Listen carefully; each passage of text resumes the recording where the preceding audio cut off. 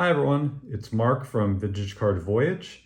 I am here to do a solo episode because I recently received the SGC submission that I had done for 15 of my father-in-law's cards from his collection, the one that we had discussed in the video about assessing someone else's collection.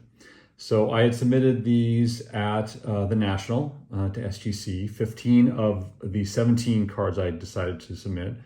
The two I submitted to PSA were a 56 and a 58 Mantle, both of which I felt like the difference between the PSA value and the SGC value was the greatest, and so I wanted to see if that in fact was the case when I got the grading back. So anyhow, wanted to do an SGC reveal here and compare it to what I had pre-graded it at, and then to see what it actually got as a grade.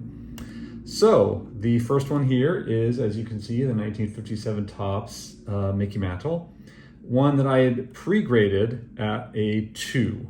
And so the actual grading was a 2.5. So that was a pleasant surprise. It bumped the price up about $70 based on, again, valuations that I had made for it. So that was helpful. And then here is the 1957 Topps Hank Aaron. And this one I had pre-graded at a 3 with a MC to it. So as you can see, left to right, it's pretty badly miscut, it seems. And also top to bottom seems like it's possibly that as well. So I had given it that, a 3 with an MC. And so SGC ended up giving it a 1.5, which honestly is right around that same grade, because if you give a MC to something, I tend to hear that you knock it down a couple of grades. So a 3 would go down to a 1 with a miscut. So this is actually a slight bump in value, I believe.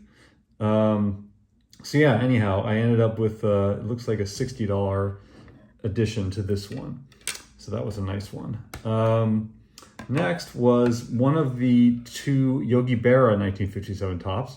This one I had initially given as a 2, what I thought would be pre-grade, and then ended up being, in fact, yes, a 2. So right on the button with that one.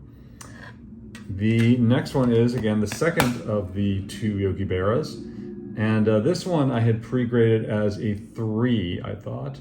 And as it turns out, it was a 4. So that was a very nice little bump there. That helped. Next is the 1958 Topps Willie Mays, one that I had pre-graded at about a 2.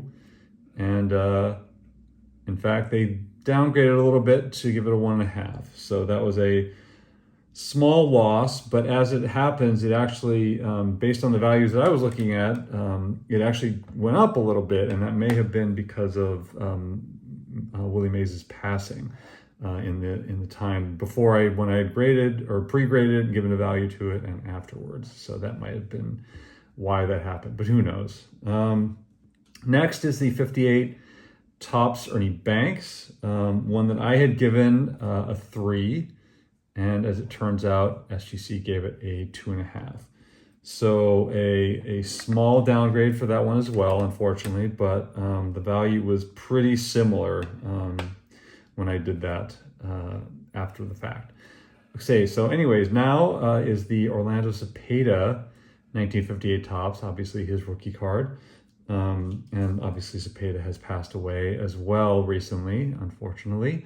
And so I had pre-graded this about a 2, and as it turns out, in fact, yes, that's what they gave it, a 2 as well. So again, nice to see that I have a pretty good sense for what I think something should be graded. Next is the 1958 Mickey Mantle All-Star card. And this one I had given a 5, obviously one of the better grades that I gave in cards in this collection. And so SGC ended up giving it a 4.5. So slight downgrade, but obviously still pretty close in numbers. Next is the 1958 Topps Ernie Banks All-Star. And this one I had given a 4 as a pre-grade, and right on the mark with that one. So also a 4 for SGC. Next is the Stan Musial 1958 Topps All-Star. And this one I had also given a 4 pre-grade. And as it turns out, SGC gave it a little bump and they gave it a 4.5. So that was a pleasant surprise for that. Next is the Mickey Mantle 1959 Topps. And so this one I was given a 3 pre-grade. And unfortunately, this one came back with the dreaded authentic. And what I believe is the reasoning is, and I didn't actually look at this as closely as I should have, but on the right-hand side, it looks like it's probably the way they were cutting cards is probably what happened here, is my guess. It just kind of happened that way. But again, who really knows what happened in that industry, at that time. So anyhow, that was unfortunate, but still not horrible. I mean, I did lose some value on that. But again, authenticating a card is never a bad thing to do, I think, especially when it comes to vintage. So that was the biggest ding as far as card value goes for the submission. So that was unfortunate. But anyhow, next is the Roberto Clemente 1959 Topps. One that I had pre-graded at a 5. It was a pretty nice copy, I thought. And indeed, SGC agreed. They gave it a 5 as well. So there you go. Next is the Say Hey Kid again with Willie Mays and his 1960 Topps. One that I had pre-graded a 4, and I may have slipped that in there already by mistake, but yes, indeed, SGC agreed with me, and they gave it a 4 as well. So there you go. And then Sandy Koufax comes next, the 1962 Topps. I had pre-graded this one a 5, again, also in one of the nicer ones as well. And SGC agreed with me, and they gave it a 5 as well. So that was a nice, again, to know that I have a decent idea what I'm doing as far as pre-grading these cards. And now the last one is the biggest card of the grouping, and that is the 1955 Topps Sandy Koufax, his rookie card, obviously. And I had given this about a 1.5. I thought it felt like it was just that's how it felt like to me. And SGC disagreed with me by giving it a 2. So that was a very nice surprise, and that bumped up the price on that nearly $300 actually in value.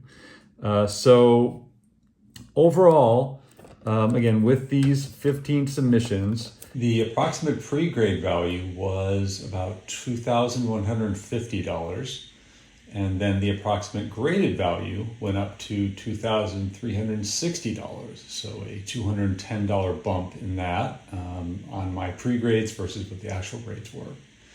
And my approximation for the raw value of the cards was about $1,670.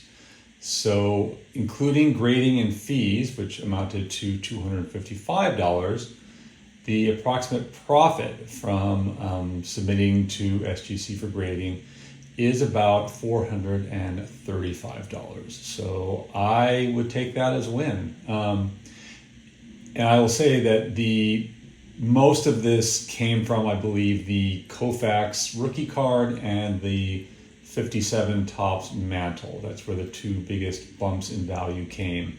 And everything else sort of evened itself out probably.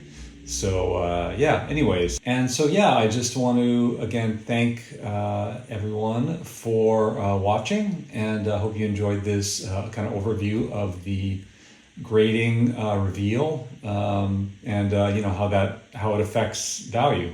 So I thought it was interesting to kind of go through that process. So thanks everyone. Have a great day. Take care.